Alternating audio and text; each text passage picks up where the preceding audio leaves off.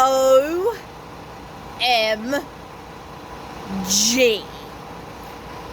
We have just, and I literally mean this, just walked out of Star Wars The Rise of Skywalker.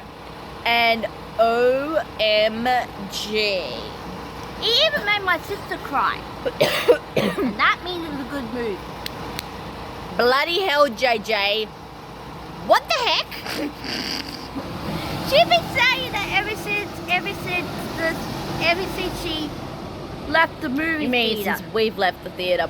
Whatever. This movie definitely feels like a J.J. Abrams movie, which is saying a lot.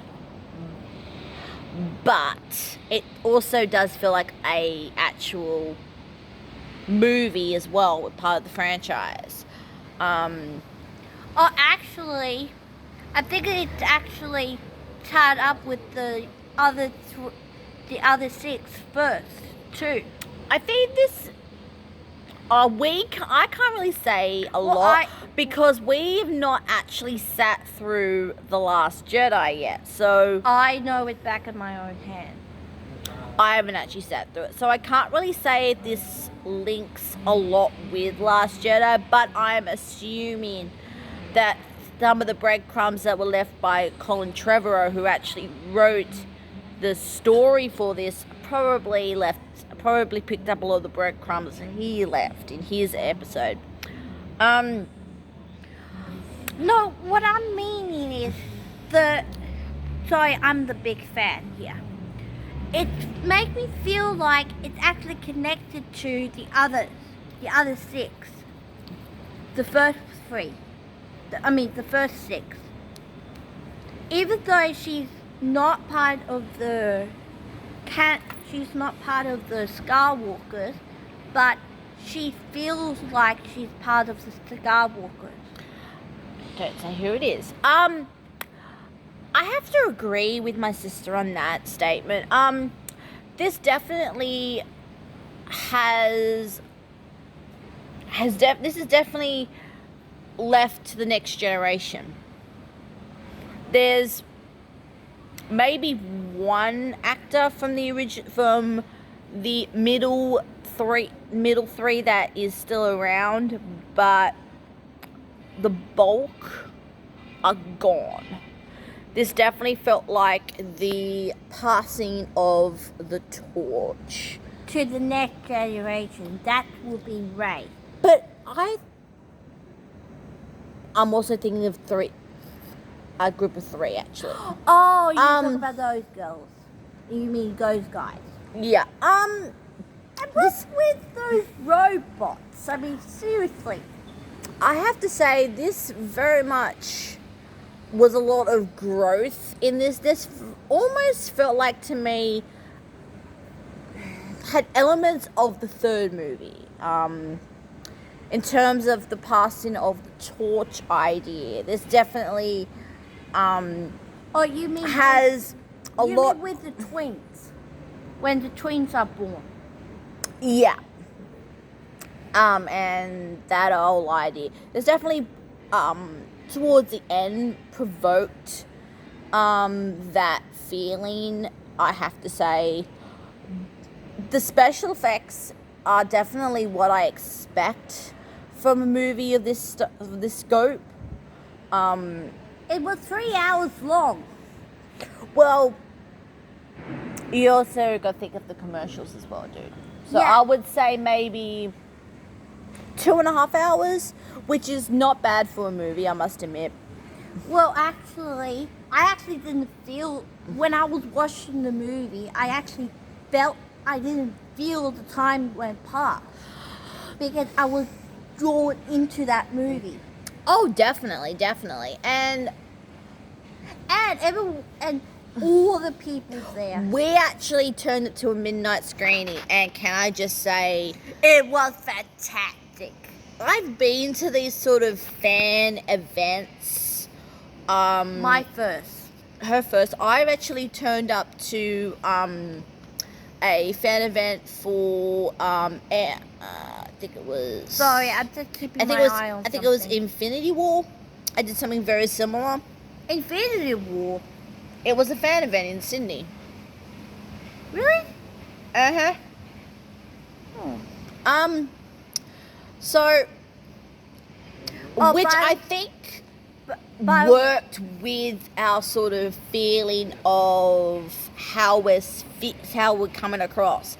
I think if we had seen this movie in about a couple of days' time, that feeling would not be there. I think for a movie of this scope, and with this fan base, I think you have to see this with fans.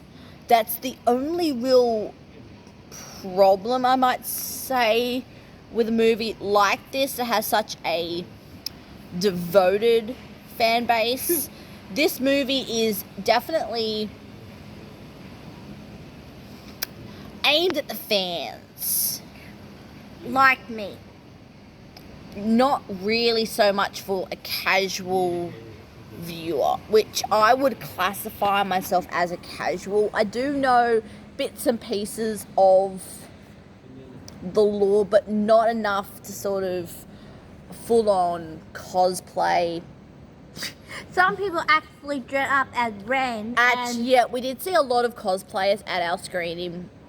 I think, But the movie was awesome. Everyone was screaming sometimes. That's how good it was. which half you expect from a midnight release. The whole story, I think, definitely had elements of the third. We are definitely rambling. Oh, actually, We actually, it's got elements of all the movies. I would say this has got very strong hand of number 3.